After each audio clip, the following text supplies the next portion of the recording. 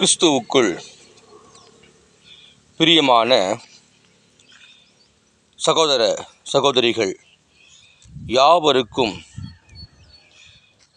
என் அருமை ஆண்டவர் இயேசு கிறிஸ்துவின் ஈடு இணையில்லா நாமத்தினாலே நான் உங்களை வாழ்த்துகிறேன். இந்த நிகழ்விலே அன்பாக அழைக்கிறேன். இன்றைய நாளிலே கர்த்தர் நமக்கு கொடுத்த வார்த்தை 1 தீமோத்தேயு 2ஆம் அதிகாரத்திலே 4ஆம் வசனத்தை வாசிக்க கேட்போம். எல்லா மனுஷரும் இரட்சிக்கப்படவும் சத்தியத்தை அறிகிற அறிவை அடையவும் அவர் சித்தமுள்ளவராய் இருக்கிறார்.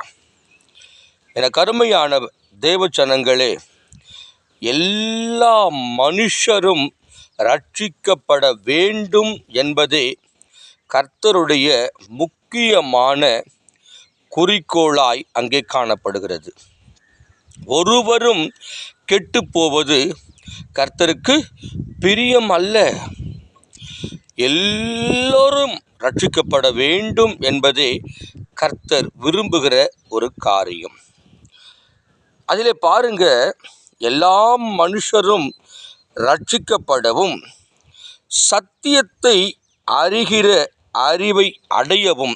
அந்த சத்தியத்தை என்று சொல்லும் பொழுது அந்த சத்தியம் யார் என்றால் அவர்தான் உங்களையும் என்னையும் மீட்ட என் அப்பன் இயேசு கிறிஸ்து. அவரை எல்லா ஜனங்களும் அறிய வேண்டும் என்பதே ஆண்டவருடைய விருப்பமாய் இருக்கிறது. இந்த விருப்பத்தை நிறைவேற்றத்தான் தேவ ஜனங்களை கர்த்தர் தெரிந்து கொண்டிருக்கிறார். இயேசுவை எல்லா தேவ பிள்ளையும் அறிந்து கொள்ள வேண்டும். அவர் யார்? இயேசு கிறிஸ்து என்றால் இரட்சகர் என்று அர்த்தமாய் குறிப்பிடப்பட்டுள்ளது. பிரியமானவர்களே, அந்த இரட்சிப்புக்குரியவர் அவர் எதிலிருந்து நம்மை இரட்சிப்பார்? பாவத்திலிருந்து முதலாவது இரட்சிப்பார்.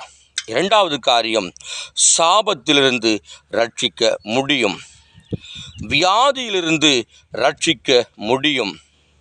தரித்திரத்திலிருந்து அவர் இரட்சிக்க முடியும். சாபத்திலிருந்து இரட்சிக்க முடியும். பலரால் தள்ளப்பட்டு உள்ளீர்களா?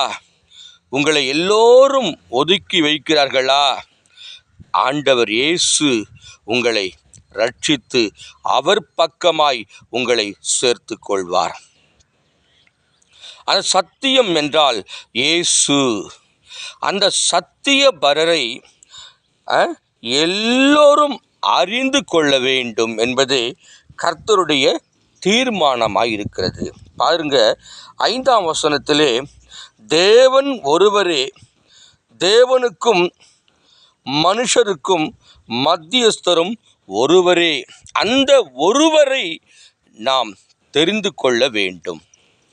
தெரிந்து கொண்டும் அவரை சரியாய் அறிந்து கொள்ளாமல் இன்னமும் நம்முடைய பிள்ளைகள் காலத்தை கழித்து கொண்டிருக்கிறார்கள். பிரியமானவர்களே, இயேசுதான் எங்களுக்கு மீட்பர், அவர்தான் எங்களை ரட்சித்தார் என்று தெரிந்தும் பலர் மீண்டும் பாவத்திற்குள்ளாய், அடிமைத்தனத்திற்குள்ளாய், சாபத்திற்குள்ளாய், பின்மாற்றத்துக்குள்ளாய் அவர்கள் தள்ளப்பட்டு இருக்கிறதை நாம் கண்கூடாக இந்த காலகட்டங்களிலே நாம் பார்த்து கொண்டிருக்கிறோம்.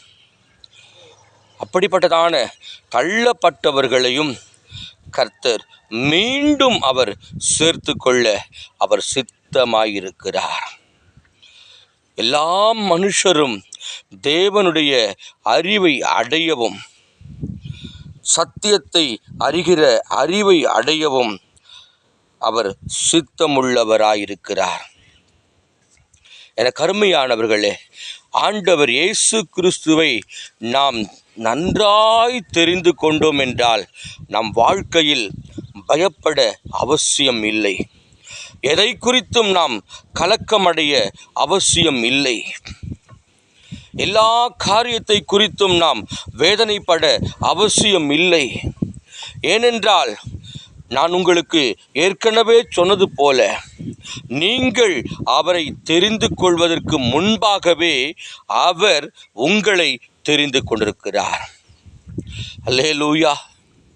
ஆம் பிரியமானவர்களே, அவர் நம் எல்லோரையும் தெரிந்து வைத்திருக்கிறார். நாம் யார், நாம் எப்படிப்பட்டவர்கள் என்று அவர் நன்றாய் அறிந்து வைத்திருக்கிறார். அப்படி நம்மை தெரிந்து கொண்ட ஆண்டவர் இன்றைய நாளிலே நம்மை பார்த்து என்ன சொல்லுகிறார்? எல்லா மனுஷரும் ரட்சிக்கப்பட வேண்டும் என்பதே அவருடைய விருப்பமாயிருக்கிறது. இந்த ரட்சிப்பின் சுவிசேஷத்தை நாம் எல்லோருக்கும் நாம் சொல்வோமா? கடந்து செல்வோம். பாதைகள் மிகவும் நிறைய பாதைகள் இருக்கிறது. இன்னும் இயேசுவை அறியாத பிள்ளைகள் அநேகர் இருக்கிறார்கள். வேத பகுதியை கொண்டு போங்கள், அவர்களுக்காய் ஜெபியுங்கள். அவர்கள் வேத பகுதியை அறிந்து கொள்ளட்டும், இயேசுவை புரிந்து கொள்ளட்டும். செல்வோமா?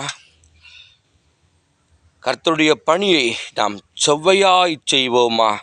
கர்த்தர் நம்மை அளவில்லாமல் ஆசீர்வதிப்பாராக. நாம் ஜெபிக்கலாமா? இரக்கத்தில் ஐஸ்வர்யம் நிறைந்த பரலோக பிதாவே, இந்த வேளைக்காக ஸ்தோத்திரம். இயேசுவின் நாமத்தினால அப்பா, நீர் நாங்கள் உம்மை தெரிந்து கொள்வதற்கு முன்பாகவே நீர் எங்களை தெரிந்து கொண்டிருக்கிறீர். ஆகையினால தான் இன்றைய நாளிலே நீர் கொடுத்த அந்த வார்த்தை, எல்லா மனுஷரும் ரட்சிக்கப்பட தேவன் நீர் விரும்புகிறீர் ஆண்டவரே. அதற்காய் ஸ்தோத்திரம் ஆண்டவரே. இந்த நிகழ்வை பார்க்கிற ஒவ்வொரு தேவ பிள்ளைகளும், ஐயா நான் பாவி, என்னை கர்த்தர் நேசிப்பாரா? நான் கொலை பாதகன், என்னை கர்த்தர் நேசிப்பாரா? நான் அவதூறு செய்பவன், என்னை கர்த்தர் நேசிப்பாரா என்று ஆண்டவரே ஒதுங்கி மூலையில் இருக்கிறதான ஒவ்வொரு தேவ பிள்ளைகளையும் பரிசுத்த ஆவியானவர் தட்டி எழுப்புவீராக. சத்தியத்தை அவர்கள் அறிந்து கொள்ள கர்த்தர் உதவி செய்வீராக. ஆசீர்வதியும். மீட்பராகிய இயேசு கிறிஸ்துவின் நாமத்தினாலே வேண்டுதல் செய்கிறோம் நல்ல பிதாவே. ஆமேன், ஆமேன்.